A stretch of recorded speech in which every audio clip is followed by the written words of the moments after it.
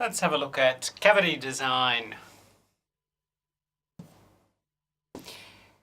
The intended learning outcomes for this presentation are 1. Outline the cavity classification systems that use location and size and using the correct dental terminology, which you would have learned in iOS. So the correct tooth number, the correct tooth surface, and the characteristics or physical features of the teeth and the tooth surfaces. 2. Describe the principles of cavity design. And whilst cavities will all look slightly different to a certain degree, there are a group of principles that we apply to pretty much all cavities, and understanding those principles is really quite important. And lastly, and most importantly, is that your cavity design, you're able to relate what that should look like based on the pathology or trauma or damage to the tooth that you see clinically, and based on the type of dental material that you're going to use. So what your cavity design ends up looking like should be a careful consideration of those things first, and we'll explore this a little bit more. But just to put it in context, remember our approach to managing dental caries is one of minimal intervention dentistry. This is the modern concept for managing this disease process, and it is a holistic, patient-based philosophy which includes multiple elements. The first and most important is our preventive approaches, so trying to control the disease process. And two of the ways we can do that are by reducing the cariogenic bacterial load in a patient's mouth. And if there are early lesions or early carious lesions in the mouth, we should be trying to reverse them or arrest them with a remineralization process so that we prevent destruction of the tooth tissue and we prevent having to replace it with a prosthetic dental restoration, which are never as good as the original tooth tissues. It also means that when we look at broken down or cracked or defective restorations, we carefully consider whether they can be repaired rather than completely replaced. It is much more expensive and more destructive to the tooth if we remove restorations completely and then place a new one. So we'd rather repair and limit the damage to the tooth with a restoration that has a slight defect than replace the whole thing. And lastly, the third element in this overall care philosophy is restoring cavitated lesions when they are cavitated. So when they are irreversibly cavitated and we can no longer attempt to reverse or arrest the lesion. So the minimally invasive restoration is our last option for the management of caries. Shouldn't be the first option. And a reminder that minimally invasive restoration, which is only used when we have irreversible damage, should be guided by these ideas.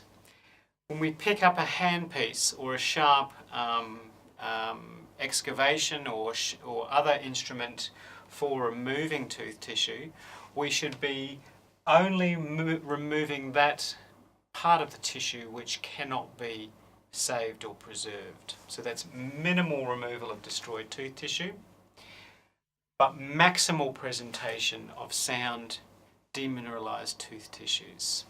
And lastly, we should place the most suitable material into that cavity to service the tooth, but also our choice of restorative material should also be based on preservation of tooth. So adhesive restorative materials are more commonly favoured today than things like amalgam, which require more extensive tooth removal in order to be retained.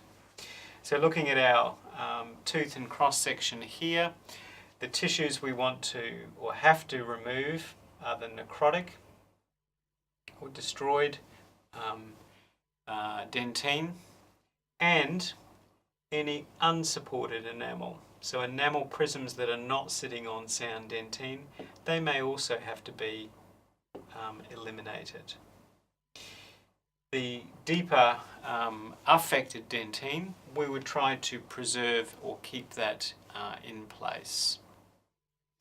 So these are the things we should recall when we're planning the design of our cavity. And cavitation is the critical point. So right up until that point, we should be attempting everything we possibly can to reverse or arrest the lesion before it cavitates. Once it's cavitated, it may need restoration. And really, we need to keep in mind that cavitation is an indication that our therapeutic or preventive approaches have failed. Now, Banerjee, who was the author of the reading that you should be looking at in conjunction with this presentation, presents this very simple but significant idea that minimal intervention dentistry or minimally invasive restoration relies on good knowledge of the dental operator in three important areas. So he presents this golden triangle, this triad of things that we need to know. One is the histology of dental tissues. So you should know about the histology, the structure, the degree of cellular or acellular parts of the tooth, the inorganic versus the organic proportion of the tooth, the amount of moisture that's present in each of the dental tissues. All of those things are important because they will determine how much of the tissue you remove, but they'll also determine the type of dental materials that you are able to use effectively against those tissues. The second point in our triad here is the characteristics of the dental materials themselves. So we're not going to spend too much time thinking about that today, but over time you will learn much more about dental materials science, and your knowledge about the way dental materials behave and the way they react when they're placed against dental tissues, different dental tissues.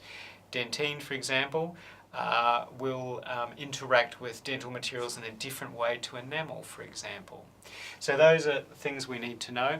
And lastly, the cavity cleaning techniques. So the techniques and the materials and instruments that are required to clean the cavity and to remove tooth tissue that does need to be removed.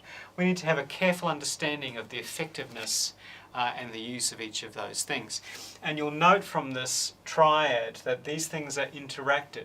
So your histology, knowledge of the histology of dental tissues will very much influence the type of dental materials you'll use, and vice versa. The type of dental materials that you may choose will be determined by the histology of the dental materials present in your cavity. The cleaning will be influenced by the histology and also by the characteristics of the restorative materials. So an in-depth knowledge of these three areas is really critical. At this stage you have a beginner insight into them, but I'm just highlighting to you now that these are important things to think about when we get into more sophisticated cavity design. And here's the paper that I was just referring to, so it will be on LMS for you to read. I want you to read this and understand the concepts well. I've taken out a couple of sentences here which I think are really important, and what the author suggests is that minimally invasive dentistry allows the dental practitioner to approach the disease in a more medical way as a physician rather than as a technician or surgeon that just cuts out things without thinking about being able to cure or preserve tissues in place with mineralization. So the past approach to restoring teeth has meant that we've been overly destructive of teeth, which means that they fail ultimately.